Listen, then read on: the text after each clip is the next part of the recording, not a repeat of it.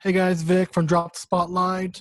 A question for everybody. I know you guys pour your heart and souls into your projects. What is a good estimation of time per day do you guys put into each individual project? Yeah, so that's a tricky one. I mean, so with animation, it depends on the scale of the project. You know, at any given time, I can be working really intensely, like I am at the moment, on two projects. But I'll always be overseeing as like a studio creative director. I'll always be overseeing all the smaller projects that are coming in and out of the studio. And I think that's actually something that I still battle with on the daily, is that our industry is so unpredictable and each brief is so different and requires such a different skill set. And, you know, our studio is like, you know, a medium-sized studio, and we don't have a skill set for every small little kind of skill set that we'd maybe need for a deliverable. So we generally, depending on what the vision is for the project, we'll build a team around it, you know, which has its own set of kind of limitations, which are really exciting sometimes. So, you know, we did an international project recently, for example, and we scaled up just for that project to a team of 25 artists, and 13 of those artists were living in 7 different time zones. So we had to like manage our time around feedback, and then your day is literally not your usual, we work from 9 to 6, but you end up, that day starts stretching itself out and becoming like a 9 to 10, 11, because, you know, you'll be supplying feedback for people that literally cannot continue with their part of the job until they've received feedback, and there's a time delay and they're just waking up and they've got to have the feedback to continue that day. So it's tricky, man. I mean, I think, yeah, animation is just one of those weird industries where the hours seem just stretched out a bit, especially because of rendering time and things like that. And you need to QC your renders once they're done. And sometimes you've forgotten and you've got the wrong render camera, and just, oh my God, you spend all these hours and then you just got to quickly like kind of start from scratch again. So I don't really have a definitive answer for you. I think I try and fit as much in a regular 9 to 6 as possible, but the spillover, I mean, right now it's just after 9 p.m. So things like this, I mean, this is work, you know, so things spill over into the evenings. We're doing more and more work with the US and LA, and that's a 9-hour time difference. So yeah, things kind of spill over, and days just become longer is essentially my answer, I think, to you. I was just like, wow, that's amazing when you're dealing with other countries like that. Adds a whole other, you know, complication in terms of scheduling. And I was just in all of that. I haven't had that pleasure yet.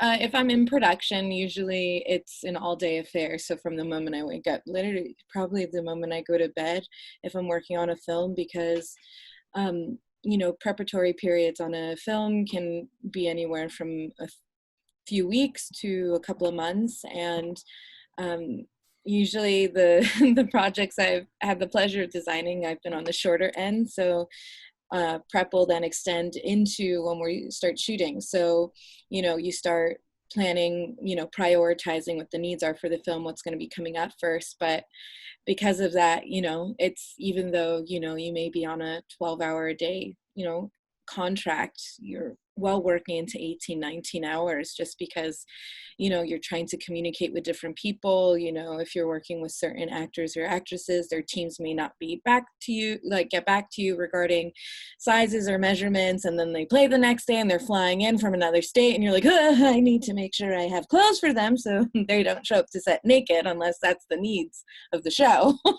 But yeah, you know, it can be very daunting and work into the weekends very easily. So when I'm on a production, I usually consider myself really unavailable 24/7, because any few time, like little bit of time I have, which may be an hour before bed, really is like decompressing time to take everything in and just be able to catch up with, you know, family or my husband or something like that. But otherwise it's like nonstop work. So but yeah, very long hours, but obviously do it because you're very, you know, I'm very passionate about what I do. So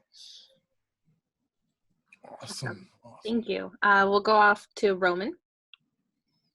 I guess the short answer would be you spend all day, every day doing it. Most projects I think probably speak for most of the people who are doing post, or at least in the music, I tend to be the last, one of the last stops.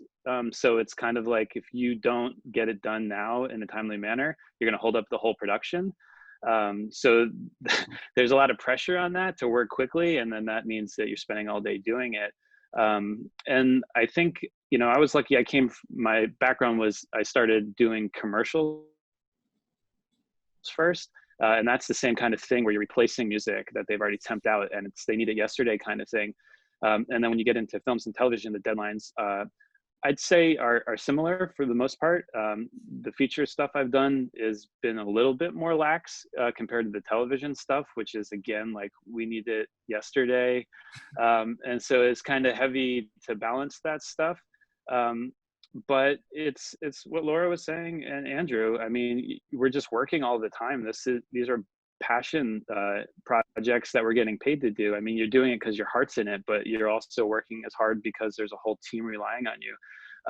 So this is going to feel weird to say, but it feels weird when you're not working, because you get so used to helping other people that at a certain point, I would say it's not actually working anymore. It's just being part of the creative machine with everybody else.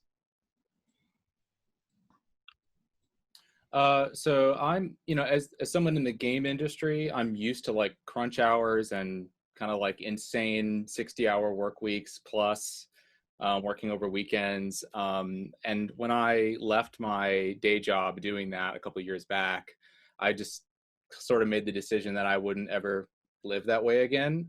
It was draining, and even when I was trying to sleep, couldn't sleep, and I barely saw my family. I have kids, you know, so I like really when I left that world, I was like, oh, I'm just going to do the regular 9 to 5, 9 to 6 thing and save my extra hours for like creative original music projects, like bands that I'm in. And, you know, I live in Nashville, and a lot of my like lifelong music friends live here, and I want to collaborate with them. So a little selfish kind of projects, you know what I mean, that are outside of work for money. Not that, I mean, like Roman, like you were saying, like projects that I am spending my day doing, I believe in. And I think that that's a luxury as a musician, as a composer, to only be able to take those kinds of projects that not only like are creatively fulfilling or have like a vision that you believe in artistically, but also for me technically, like if I want to get better at a technical skill, like I'm doing a huge AI music generative project right now that I'm just like super psyched about. It's not original music, and it's like, oh, it's trying to be art, but it's fulfilling, you know. It's like, so the fact that we get to make those kinds of decisions is a luxury. Yeah, I definitely try to spend my nights and weekends with my family. It's so hard, even like I try to do that and I fail. But just, you know, from a game industry perspective. Oh, by the way, like to all you people that work in TV, I feel you. Like, I did that for like 2 years where I did those projects. Like that was all I did for those 2 years. And it was, very, very draining and creatively fulfilling nonetheless. And this is some of my favorite projects that I've been able to do, but, kind of like stepped away from that intentionally. I'm just like, oh, I can't. Like game industry is crazy too. Don't get me wrong, but at least like being able to set my own schedule and take the work that I want to take, it's a little bit more in my wheelhouse, and I can sort of manage that kind of schedule a little bit more. Sorry, it's a long-winded answer. Hope I'll stop there. It's all good. It's all good, man. Thanks, Steve. Let's go on to Leo. Hello. I feel like everyone hit a lot of my answers there. Like the schedule is grueling but rewarding. I very frequently will work like 16 hours in a day. One thing I'll go into like a slight tangent just about how I like schedule things out. I started this like new experiment a couple months ago where I just get up like absurdly early and try to do all of my like deep work before anybody has a chance to email me. So like I pop out of bed like before 5 a.m. and I'm like in the chair drinking coffee. It's dark everywhere. So there's like nothing to do except just like stare at my computer and my keyboard and like do like all the intense creative work. And then by the time like 9 a.m. rolls around, in theory, I've gotten 4 hours of really, really exhausting work done, take a break, make some breakfast, go walk the dog. And then you know, deal with the day-to-day operations as like the needs come in. Another thing that like I don't always have control over, but I try to like keep going is like to have two sort of projects that are radically different kind of happening at the same time. So like if I need to refresh my brain, I can sort of work back and forth between them. And like I don't really have control over what gets offered to me all the time, and especially what the calendars are, because like generally I'm sure everyone will agree when you get hired for something, like they usually just lie to you about what the schedule is, and then it changes like 4 times, and then everything is on top of each other.